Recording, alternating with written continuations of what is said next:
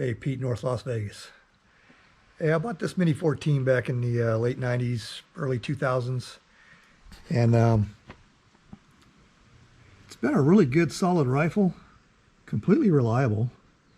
It always feeds, it always ejects. Never had a problem with this rifle. Other than it launches brass into the stratosphere. You know what? Let me rephrase that. It launches brass into low orbit. So the last time I was cleaning it, I completely disassembled it, pulled the bolt out and looked at it. And there's a lug on the back of the bolt carrier that rides on an inside tract. And that was starting to get a little bit hammered. So I called Ruger and said, hey, I don't think I need a new bolt. I don't think I need a new bolt yet, but if I was to need a new bolt, you guys still make the parts? And they said, no, we only make new bolts for the 580 series serial numbers and above. And because you have an older version, we don't make those bolts anymore and we don't have any in stock. So I don't know how hard it would be to get a new bolt or a good used bolt should something happen to this, because the rifle is so overgassed. I mean, it's just really slamming. And like I said earlier in this video, it's launching brass, without exaggeration, 12 to 15 yards from the rifle. And I mean, it slams. So I wanted to tone this thing down. And so I went to Accuracy Systems, and they make an adjustable gas block for these. And this is the one I purchased. And this has the adjustment on the bottom of the gas block. He sells 3 different versions of gas block, and he sells them both for the old style Mini and the new style Mini. Because I'm using an aftermarket strut on the barrel, on the skinny barrel, from these guys, True Shot, I wasn't able to use his other 2 versions of gas block. One of his versions has the adjustment for the gas right here.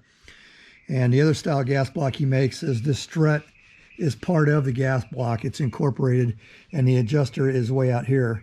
So because I'm running a strut that he didn't design or make, I have to use the style that he makes from that adjusts from the bottom. So anyway, I got to get the scope off. I was thinking about trying to remove the gas block without taking the whole rifle apart, but I think I'll just disassemble it like I was getting ready to clean it. And that way I can also show you the bolt that's starting to get a little bit hammered. So anyway, when I get the scope off and get the rifle and receiver out of the stock, I'll show you what I'm talking about on the bolt. Okay, so in the first clip, I forgot to mention I'm using a Warren quick disconnects or quick detaches, and they seem like a pretty good ring. These levers are adjustable position-wise, so once you get them snugged up, you can kind of put the levers where you want them. But once the lever snaps back into the place, they're ready to come undone. So I got these on pretty snug. So I'll take the scope off camera and give you a little bit of a close-up underneath of the rings. Okay, so here's the Warren rings, quick detaches for Ruger. And these lugs are not incorporated. You kind of got to slide them in there while you're putting these case halves or these ring halves together. So it's not hard to do, but you got to kind of pay attention when you put these together. But they seem like decent rings.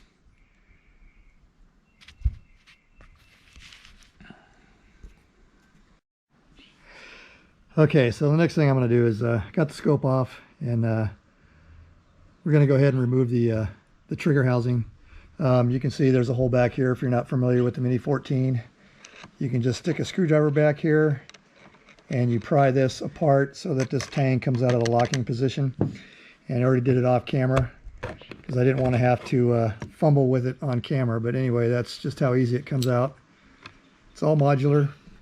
That's all it takes to get that out of there. And then the rest of the rifle will just pop out. Sorry, I'm doing this one-handed. Okay, so now we got the stock off.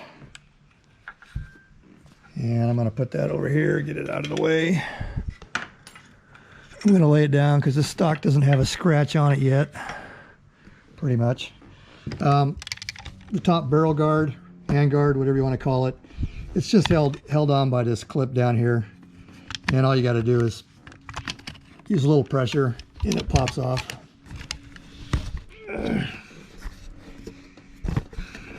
All right, we're doing this semi-off camera. Okay.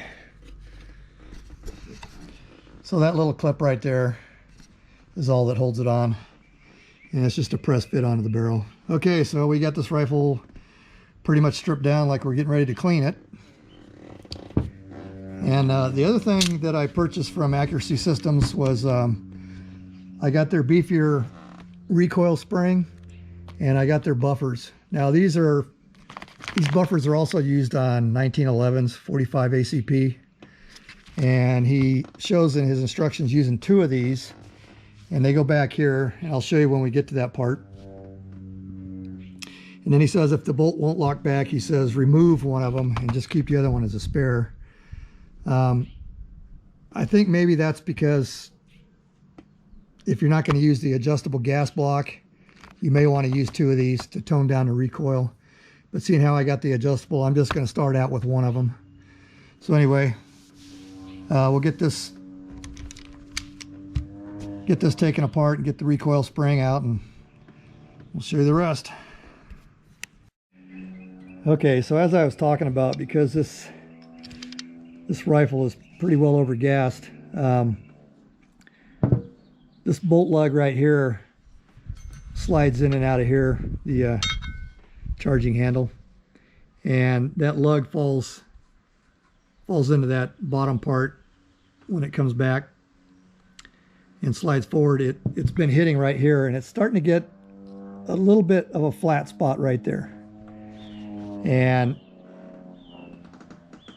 as I was saying earlier in the video, Ruger does not make new bolts for this older Mini anymore. So that's part of the reason I'm installing this adjustable gas block, is not just because it's chucking the brass, but I mean it's kind of beating itself up. So anyway, I got the gas block showing here, and that's called the gas piston. And as far as I know, that's made out of steel. This is made out of steel. This is all aluminum, and I don't know what he's using, if it's 7075 or 60 series or what, but if it's 7075 and it's T6 treated, that aluminum approaches the hardness of mild steel. So my concern was the hot gases coming through here and eroding the aluminum kind of quickly. Now when we get this gas block off, Ruger does things a little bit different than the AR platform. The AR platform, they just basically drill a hole in the barrel and route the gases through the sight block or your gas block, whatever you happen to have. Ruger actually uses a bushing that sits on top of the barrel. And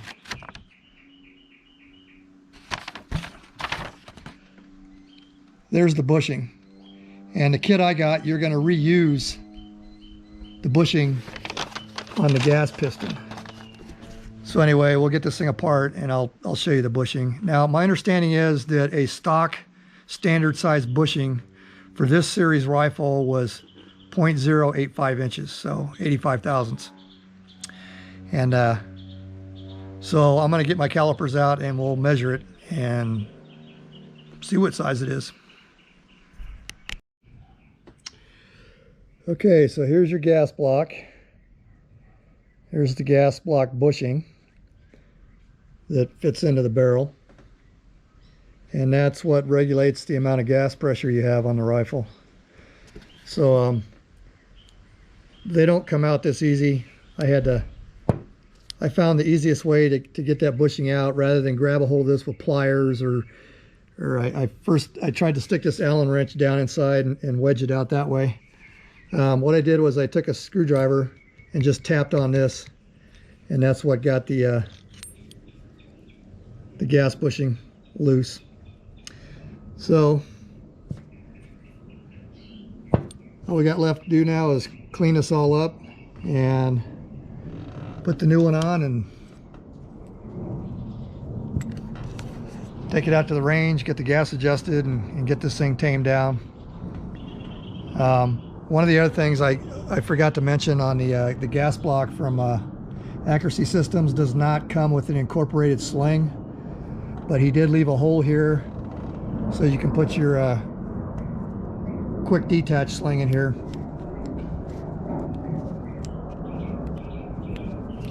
And this is just an Uncle Mike's piece of crap, but anyway. Okay, so I just stuck the gas bushing on this Allen wrench. That way I can just hold on to it without using pliers or something else, and just wire brush this thing nice and clean before I put it back in the barrel in the new gas block. Okay, we've hit our first snag. The old block, the original on the rifle, actually fits, and with the gas bushing in there, this is supposed to sit flush, which it does. And when I swap out the bushing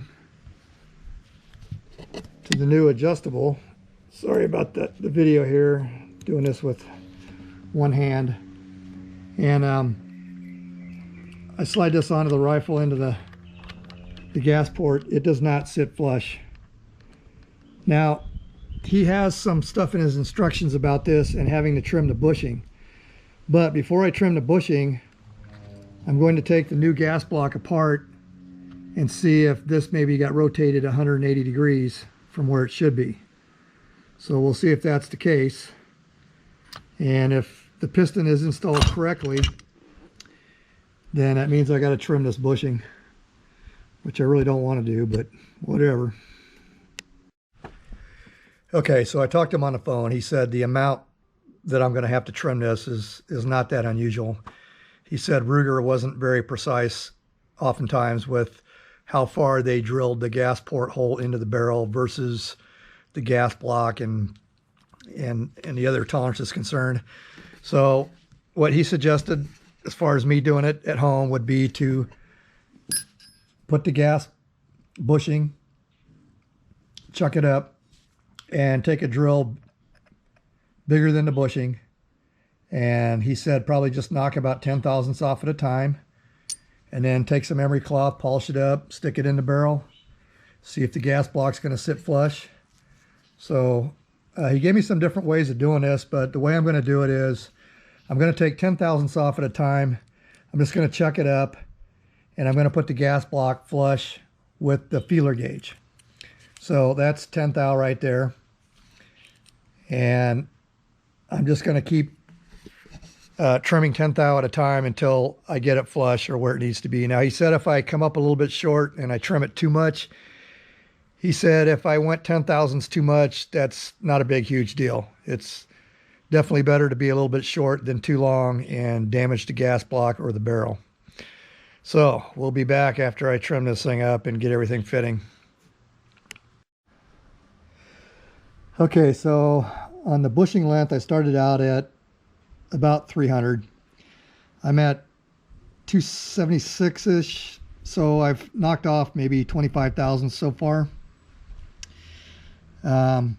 Looks like I'm going to have to go at least another 25, so I was originally thinking to myself about 50 or 60 thousandths to get everything to fit and line up. So anyway, we'll go another 20 or 25 and see where we're at.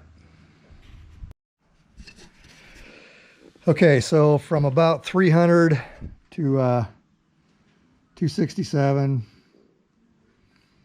the gas block with the gas bushing is now sitting flush with the barrel. But I'm going to take off like another 2 or 3 thousandths just to kind of make sure that, you know, I got enough clearance and I'm not crushing that gas bushing into the piston, because the bushing sits on top of the piston. So if it's too long, it'll cause damage to the piston where it seats. So just to make sure, I'm going to take off about another 2, 3, 5 thou. Okay, so I got the length at about 265 right now. I'm going to call that good. I polished it up and chamfered the edges. He also mentioned that the end that you trim with the drill bit, that should go towards the barrel. He said keep the untrimmed end in his gas block. So anyway, we're ready to put this thing together now.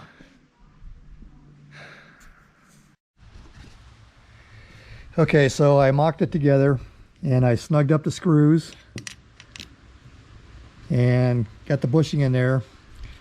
And I started to lose a little bit of up and down movement, which means the bushing was putting just a slight amount of pressure on the piston. I mean, I could still move it if I really cranked on it. So I'm gonna take just a few more thou off of this, because by the time I clamp this on and crush it down to the torque specs, it's probably gonna suck up that 5 thousandths, and this will be like a perfect fit onto the piston. All right, so that's the last time I'm going to talk about trimming this bushing and whatever.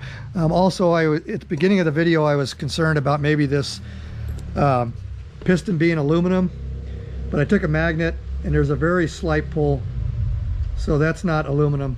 It's some type of stainless.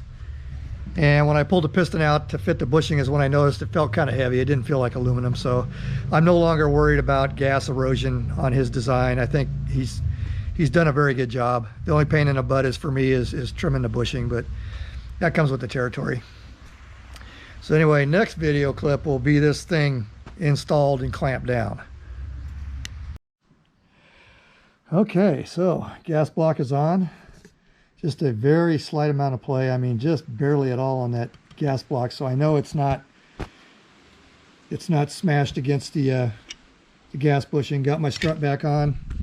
I'm getting ready to put the rest of the rifle back together. For those of you that don't know, there's a narrow end on the spring and there's a fat end on the spring. Here's the stock spring. Might be able to see. You can see one end is, let me see if I can get this lined up a little better. One end is fatter than the other.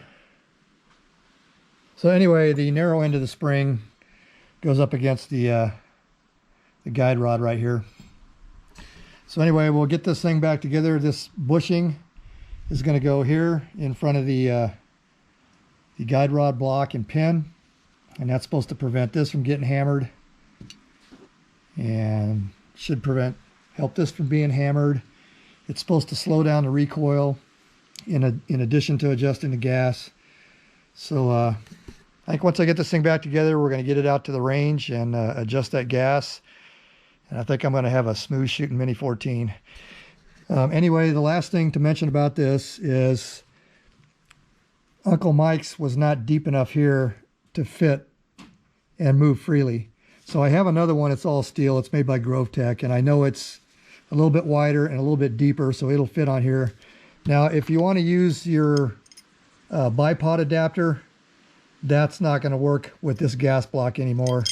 This dimension here is too wide to fit this, so this won't go on in the right spot. And even if you could get it on, where you have to tension this against the gas block is going to cover the gas adjust on the new gas block. So won't be able to use a bipod with this mount, and I got to get a different rifle sling swivel. Other than that, this thing is a work of art. I couldn't find a machine mark or a tool, a nick, a scratch on it anywhere. So really impressed with the machine work.